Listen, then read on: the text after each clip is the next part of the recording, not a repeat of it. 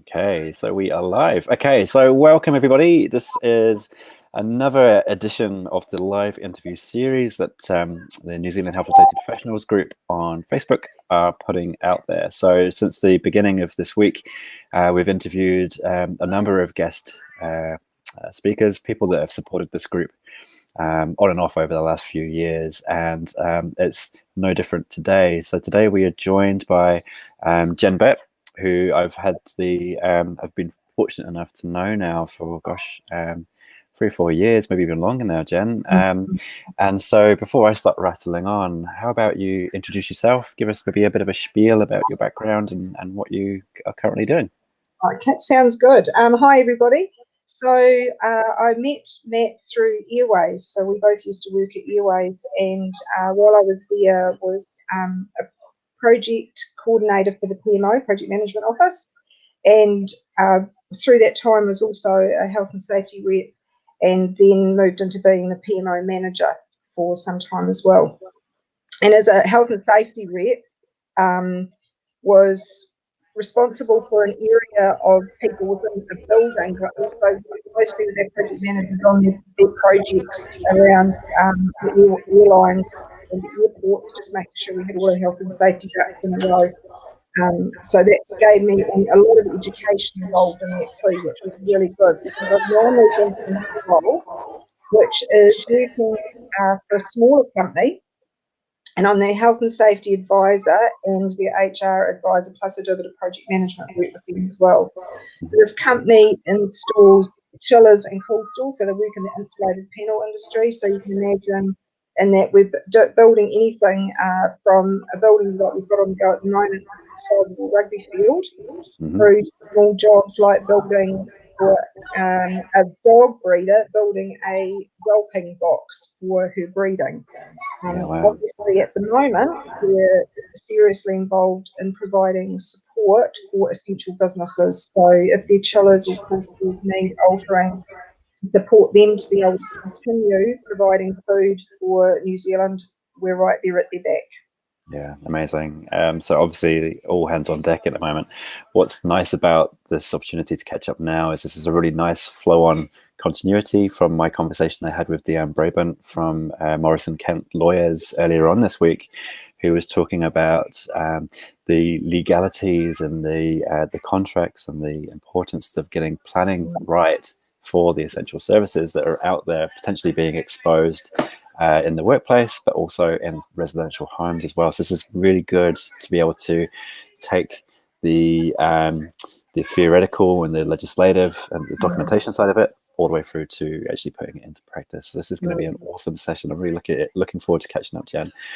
For those who are listening live, please feel free to fire through your questions in the comment section below this live stream. We can see your comments and your questions, and then we'll do our best to answer them as we go along.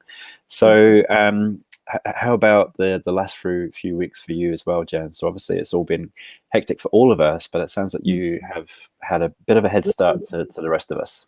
Yes, so my granddaughter and I went to Australia and arrived back in New Zealand on the 16th, night of the 16th, morning of the 17th of March, which was post the cut-off date for needing to go into self-isolation. So we're actually in week 3 of the original self-isolation from having travelled overseas. And during that time has been quite challenging. Of course, when that first lot was happening, it was all right to go for a drive to the beach and take the dog, because we've got her dog here as well. She's 14 going on 15. So we were able to take the dog to the beach and that kind of thing. And of course, with the new rules, that's no longer. So we're doing have been doing a lot of walking around the streets. When we went over was in Australia, was just starting to pick up, and there was a cruise ship in at that time. So since I've been working at home for those first weeks, I'm still working at home. I was working at home, so providing support to the team back at the business, which I'll talk a little bit about. But in the midst of this, I started showing signs of actually possibly having COVID-19. So I rang my health care up, my GP, They said yes, because I have a certain amount of risk involved in this, so yes, you need to go and have a test. So I've actually been and had a test. Yeah. It's come back negative. You have no idea, I cried on the phone when the lady told me. But the other thing that happens now is that we are not, so we would have been coming out of isolation the Sunday just gone, but because of having had that test, we still can't do anything outside, so we need to stay home. I've got to keep getting the groceries ordered in. We can walk the dog. Well, I can't walk the dog. I can't go out of the house. Spiral can walk the dog. But it means we've got for another 14 days. Wow. So I'm actually feeling better today than I was. I'm still at 100%. So I'm hoping that this is because you can get a false negative. So you can get the test done and then it's a false negative. Yeah. It's extremely well controlled. So you get an email, and on an email you get a text, you get messages from the people, they tell you where to go, what time to be there. So I live outside of Christchurch. I had to drive into Christchurch, go to the testing place at Christchurch Hospital, wait in the car park till right on the dot of your appointment. You get out of your car, you walk round to a window, which is shut. They open it about that much and they slide some documentation through to you and talk you through what the process is. You go round, you wipe your hands with, put a mask on, wipe your hands with hand sanitizer, and go and sit in a room which has chairs set out with the distancing marked out on the floor, facing away from each other. So they've got all the protocols in place. Yeah. Then a nurse comes through and gets you, and they're kitted up, fully suited up, with safety glasses, a mask, and a shield over the top of it. Yeah. They then take you through to the room, you sit down, they check your lungs, they check your temperature, they check your blood pressure, and then finally they do the test. Wow. So the test is not pleasant. No, I've seen some pictures. It looks awful. Yeah, it's not pleasant, but it's over quickly. I counted it to help it go faster. The guy who did mine was amazing. He said to me he didn't think, based on my results, that it would be negative because I didn't have all the symptoms, but based on my risk level, it's good I'd had it done, which made me feel better that I wasn't wasting people's time.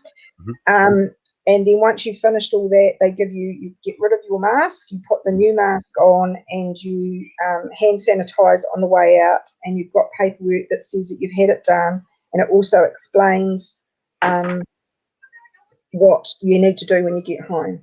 So since I've been home, I've been in this bedroom. If I go out of my bedroom, I mask up, because obviously my granddaughter's still here. We've got separate toilets, so we can use separate toilets, separate hand basins. She's doing all my food prep. I wash my dishes, then I put them in hot water. I put them in the dishwasher, and then we run the dishwasher straight away. So there's two ways of getting rid of it. She's wiping everything down if I'm around anywhere. Shower-wise, I wipe the shower out, get in the shower, get out. She wipes it down again. So because I don't want her to get it, and we were allowed, because we were keeping our bubble as my daughter, partner, and two other grandchildren, and my granddaughter that's here and I as a bubble, even though we're in separate houses. Hello, sweeter. And she was going to go, my granddaughter was going to go back this last Sunday because we were going to keep that bubble tight, but now she has to wait till not this Saturday, the following Saturday to go home. Gosh, it's been a big journey. Yeah. And ultimately, thank you. Like, I mean, gosh, like you're doing everyone a service by following through on the protocol. It's just it sounds miserable, to be honest. And I can't ask anybody to spread the word. Keep it tight. Yeah. Keep to it.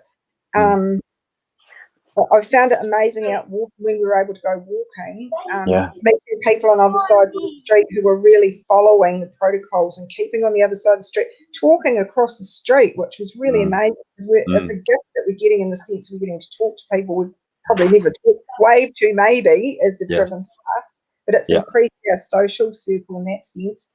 Walking past people that are sitting on opposite sides of driveways having a beer at night, so they're still keeping their social connection going. It kind of brings me to how our company's been working, something I'd really love to share. Yeah, please. And that's obviously when I came back, I was in isolation, so I started immediately working from home. So kind of had a head start on everybody else trying to do that. Yes. And it was really cool because because it's a small company, we're like 20, just on 20 people, plus we pull in other contractors. I was quite lucky. So everything on my desk just basically got put in boxes. My laptop, all the bits and pieces was put into a box and put on the front doorstep so I could just go out and pull it inside. So that worked really well. So that the blessing in that was, one, we've got a server that we share that I can get access to, so VPN into. Two, we've got on-call IT people who can log into my laptop and fix anything if it's broken. And three is a great team of people and amazing managers who are the owners. They've just been, amazing. Yeah, so what makes all the difference. It's brilliant. Oh, it does, and very people orientated. And I think that's the biggest message I can give in chatting to people today is, yes, the commercial, you need to find a balance between the commercial aspect of a business and the people. Yeah. And if you keep your people tight, even if the commercial aspect goes west, and that may happen, and it's a reality, keep those people tight, because when things pick up and you're possibly able to get things going again, the first thing you're going to want is your people. So keep them tight and keep them close. What happened for us while I was in that first set of isolation is I was working closely with the guys around keeping the team informed, because there was so much rubbish out there. We needed to keep them tight and keep them informed and stop them fretting, because a lot of them people live week to week, and so what was happening was creating fear, and we wanted to allay that fear as much as possible, because we still had to keep work going in that meantime to keep cash flow going. It's like that domino effect. So what we did was we sent, for a start, notices out to our team to let them know what was going on, plus face-to-face conversations. We sent emails out to both our customers and our suppliers, not with the intent of keeping the commercial aspect going, but letting them know that we valued the fact they valued us for so long.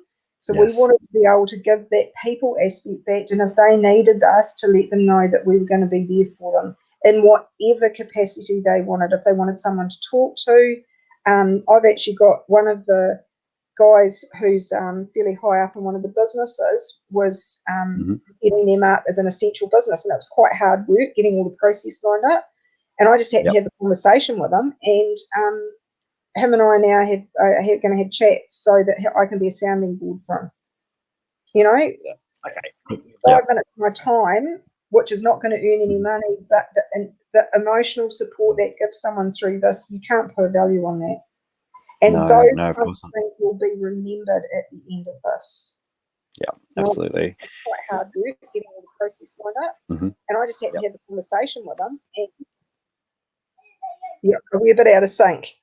Sorry, no, it's me. I'm just playing. You carry on, please, Jen. I was actually just trying to respond to Hillary saying hello, but please keep going. This is really interesting. Hillary. So the important thing was that, so we did this with both our customers and our suppliers, and we were thanking our suppliers for being there for us and saying there was a possibility we were going to need them moving forward. So then we got close to crunch time, which was when everything was going into lockdown and people were going home. So we had two or three different face-to-face meetings, and I zoomed in for it so that I was there as physically as I could be, and to answer questions, because I was doing a lot of research in the background about what was really what was actually going on, what we needed to do, what support we were going to get, so that we knew what we were telling the guys. And as part of that, we one of my managers put together a letter that outlined what was going to happen over the next 4 weeks. And particularly from the financial perspective of what they were going to do to provide support, and also a list. I did some research about all the links that they could go to for mental and emotional support. Awesome. the IRD links, the Mhm. COVID-19 links, whatever I could find that would provide support. Because for some people, when they're in a moment of stress, they find it really hard to look for those things. So Yep. keep focusing on what we needed to do for the guys. Yeah, brilliant. Also, obviously, from the health and safety perspective, looking closely at what we were doing to prevent spread of transmitted infection. Yeah. So since that, Mm. so once that had happened, we also set up a Facebook page Mhm. and encouraged the team without forcing them, because Facebook's a very intrusive social media. Whether we Can be, wanted to yep. do that, Yeah, yeah. very intrusive. It also feeds a lot of negative stuff if you're not careful. Mhm. So we weren't going to force people into doing that. That was very much a personal decision. So we encouraged them to join our private group. We're now using it. We post up funnies like one of the guys has free range eggs. So a whole lot were given out on the last day. And Yeah. so people have been posting up how they've used them, which is I love that. That's really yeah, good. Yeah. and people talking about what they've been doing Mm. and just sharing ideas and things on that Facebook page. Awesome. Yeah, that's Um, really neat. for the guys that prefer not to do that, then what we've done is we've got all the email addresses, all the phone numbers, and every Monday morning a text message goes out, checking in, seeing how the people are going, and emails are going out as well, so we're keeping in contact in as many ways that we can. Mhm. And we've set, so we do a management meeting. So the other thing is that from a management perspective, we have a management meeting every morning. Mm. Yeah, that's so powerful. That's really just super clever management, to be honest. Like, yeah, carry on, please continue. So what I Really found good. really Yeah. great was I was actually having a bit of a moment Mhm. in about week 2, the end of week 2, because that was Yeah. when I was looking at when my granddaughter was going to move home. Mm. And I realised that I was actually going to be physically on my own, and was, don't know how that's going to go, kind of thing was going through my head. And my manager picked up on that and had a private Zoom session with me and said, hey, look, I've been watching and listening, and you've said several times about having a moment. And so I'm just checking up on you. And she gave me some lovely pointers about things I could do. Because usually in our situation, I'm the one being camp mother. Yep. But she role reversed, which was really lovely and just what I needed at that time too. So that was really good. And so just keeping that communication going with everybody. So at our management meetings, a little funny we do is that every morning we have a different hat. This is my one this morning. Right? It's my go to the races hat. Yeah, So right.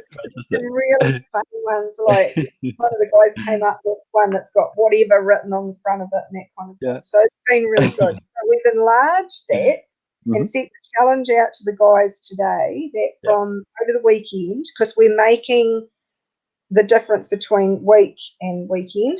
Over the weekend, what would they get their heads together with their families? Every member in the family can take part and create a funny hat.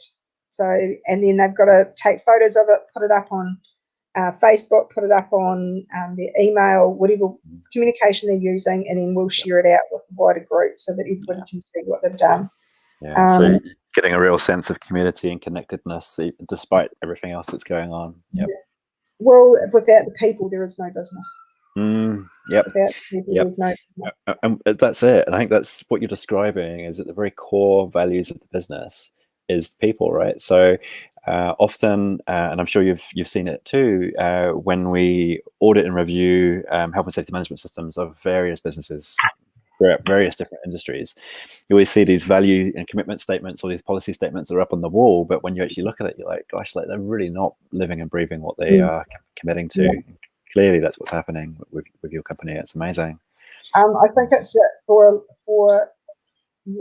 New Zealand wide, it's going to be a proof of the pudding of companies that say what they're doing and those that are doing what they say. I think it's, and I can't emphasize enough, it's about the people for everything. So one of the things that was really lovely when you and I were chatting before this was your kids being there and coming on and talking to me. I mean, that's yummy. We're working in a different environment now, and if it's been a couple of business type conversations I've had where the kids have been in there, it's great. They can go for it. They can be part of it. Agreed. And family first. If work has to take just a second, a back seat just for a moment because your kids are asking something, they're the ones that are there for your lifetime. Work is there for this much. So it's the opportunity and to build different kinds of relationships with them than what you'd normally have. Totally. Yeah, absolutely. Yeah, I'm actually. Sorry, go on, carry on. I was about to say I'm looking forward to tomorrow. I've actually booked the whole day. I've kept it free, and so I'm spending tomorrow doing learning how to do YouTube videos and editing with a couple of my older kids because they're really keen to get into it, and it's finally got the time to do it. So it's neat. It's really neat. And think that what they're learning, I mean, it's the same as what we're learning as I'm talking about us as a business, help and supporting our team. It's just extends us. It's great. It's so much fun. My goodness sake, my granddaughter's had me learning hip hop. So if I'm 60, if I can do that at 60, go for it. Love it. It's so cool. And also just going back on your point around where it's around the values and the people and the commitment that's demonstrated by the business leadership. I think that when the other side of the coin of that comment is that this is also going to be exposing those more traditional ways of running businesses, and I think they're actually going to flounder currently because suddenly we are exposed. There's nowhere to hide. There's no boardroom. There's no suits and ties for us to be able to make ourselves seem more bigger than we actually really are. And I think this is going to just further push along the evolution into the rise of emotional intelligence and EI business leadership. Me personally, I find that extremely exciting, and I'm sure you do too. Oh, definitely. Having been in a position where people didn't come first in certain situations and knowing what that feels like, versus now watching those, and yes, you're right, some of those companies actually floundering, struggling with that and the way that they've treated people through this.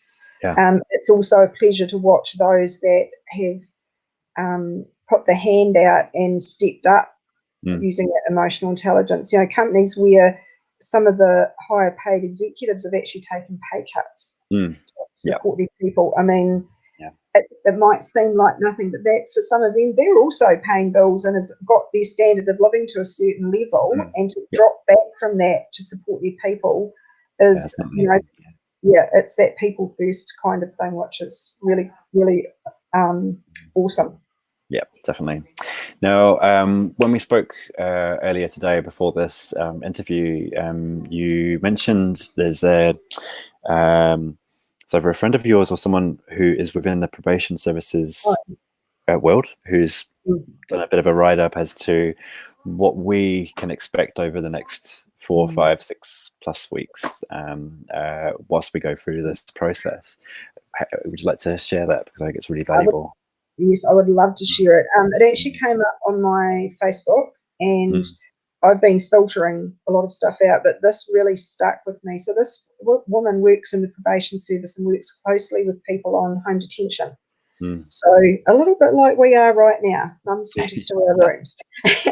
And she was saying that she's watched over the years, and she's done a bit of a psychological study over it, about the impact of being isolated and locked away from people and the phases that you go through. And it's kind of like a grieving process because you've lost something, you've lost your freedom, you've lost your interaction with your social group. And she said the first couple of weeks are very like, get on and do the jobs, and I'll do this now, it's just, just a few weeks, you'll be right. It's a little bit of a novelty, so it's different. And then around week 3, the reality sets in, and sometimes in weeks 1 or 2, you get a pushback from people, so they'll go, I'm not going to do it. And you're seeing that a lot in people that are going out. So they're the ones that are pushing back on this, saying, I'm not going to do it, doesn't affect me, kind of attitude.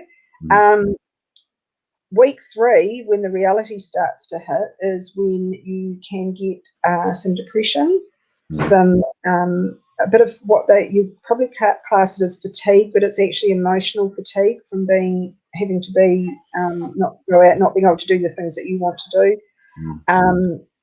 Yeah, so just that bit of feeling down, a bit aggravated, maybe some of that kind of feeling. Yep. And so that's the time to put in what we're usually not very good at, is that we hear a lot about, but self-care. Have a long hot bath, go for a walk, meditate, do some thinking, and don't ignore the fact that you feel the way you feel. It's okay, it's normal. It's just like that grief cycle you go through.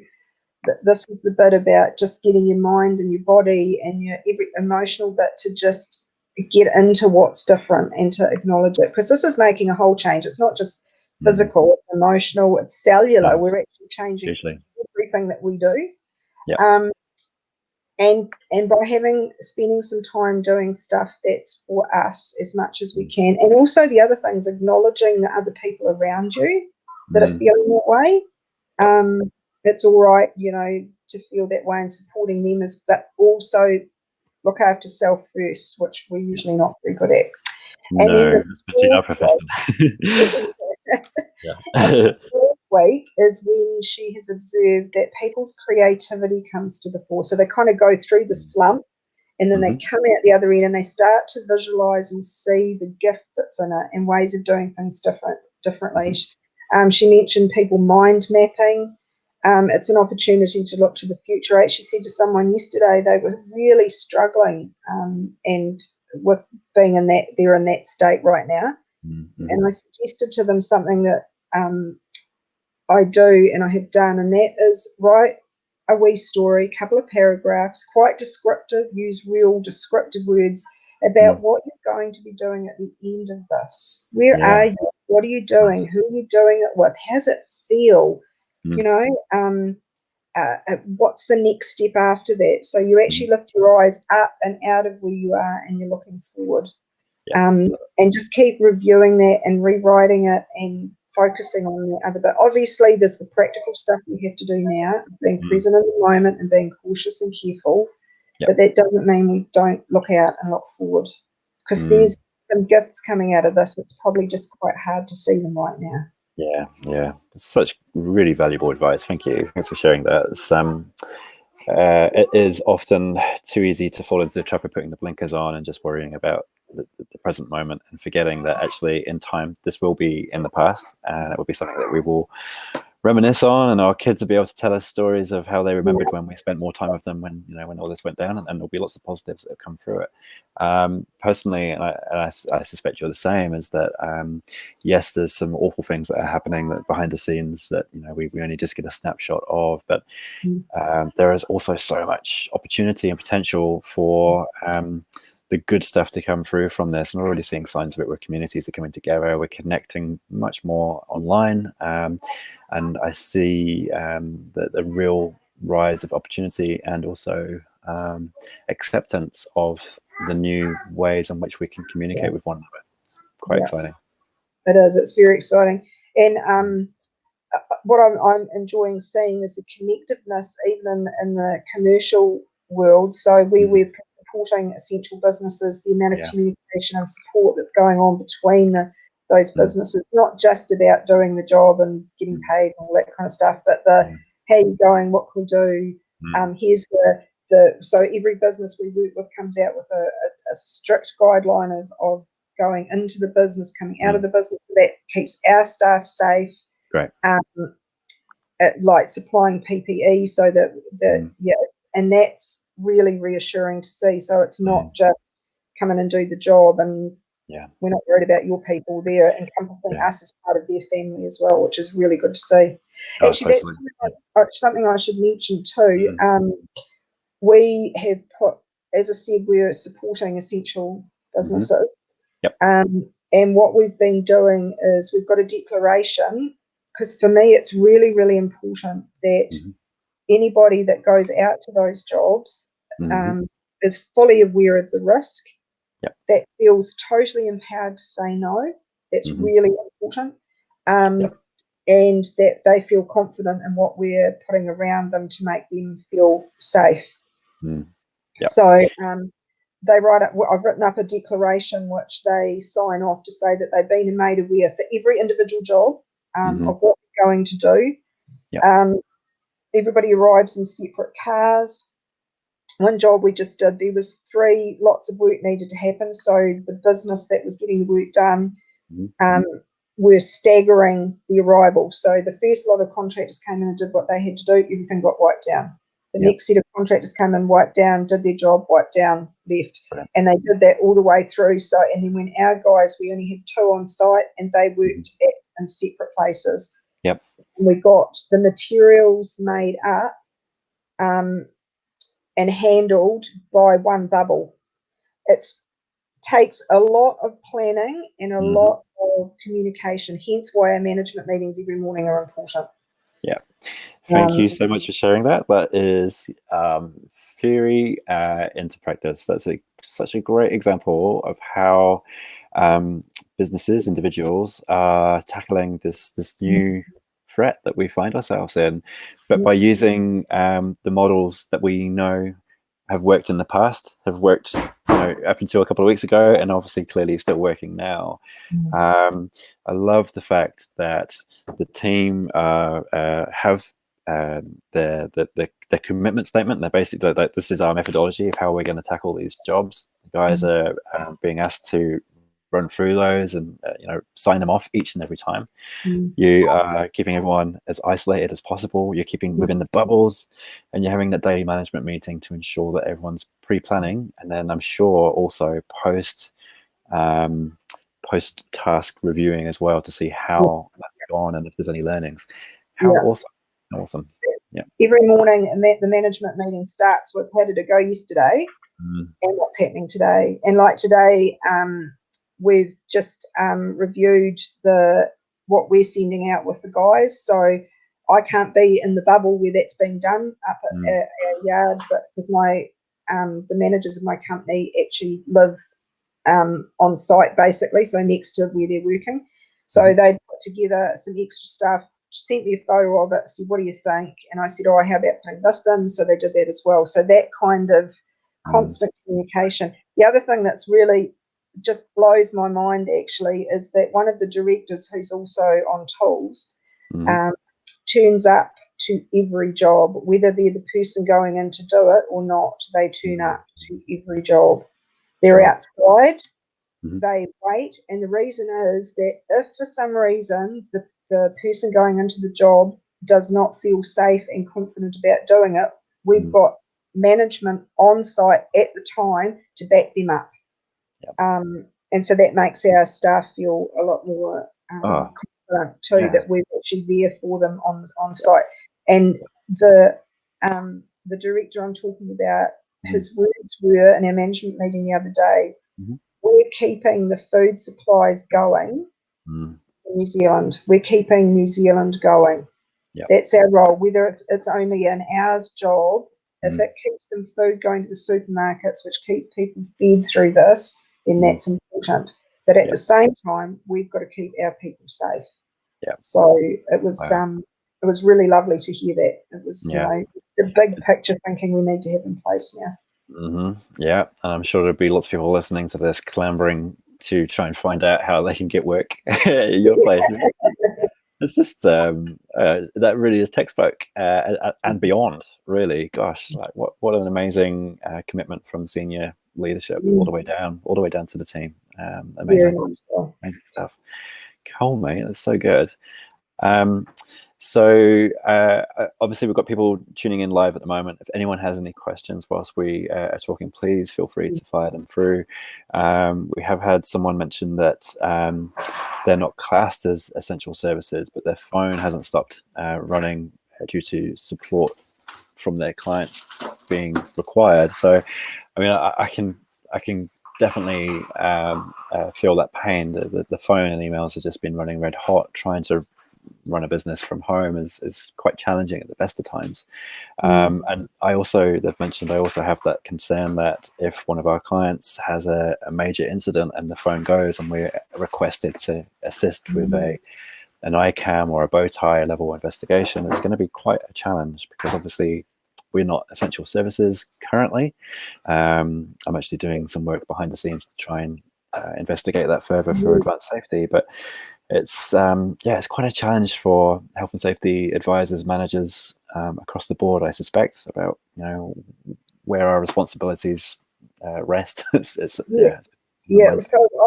I can quite understand that. So obviously I'm not going out to jobs. If you put aside the fact I've had a test and all that kind of thing, if I'd come out of that first isolation and been okay, I still would not have been able to go out to the jobs, because usually the things like where I'd want to check out, especially for the safety of our guys, I'd go out and actually check it out myself.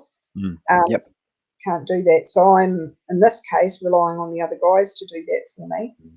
But in your case, you see it's going to be quite a challenge to know what to do. I'm sure that even WorkSafe are struggling with that at the moment too, but there's been a couple of incidents that sad ones I've read about. And they will have been also struggling with how do you get out, check this out, do due diligence without creating risk for those people and support for that, because WorkSafe's not there just to pick holes, they're there to actually support. Yeah, absolutely. I've actually been really pleased with their approach so far from what's been released to date. It really comes across as being incredibly pragmatic. The guidelines around working from home, for example, is very clear that WorkSafe have stated that, look, this is unusual circumstances. Really, you're still responsible for your own health and well-being as a worker, and do the best that you are able to do under these circumstances. Don't expect your employer or business to suddenly magic up a sit-stand desk and bits and pieces in your house. It's not reasonable, and I think it will be the same with the way in which they deal and manage with broader health and safety concerns out in the working environment.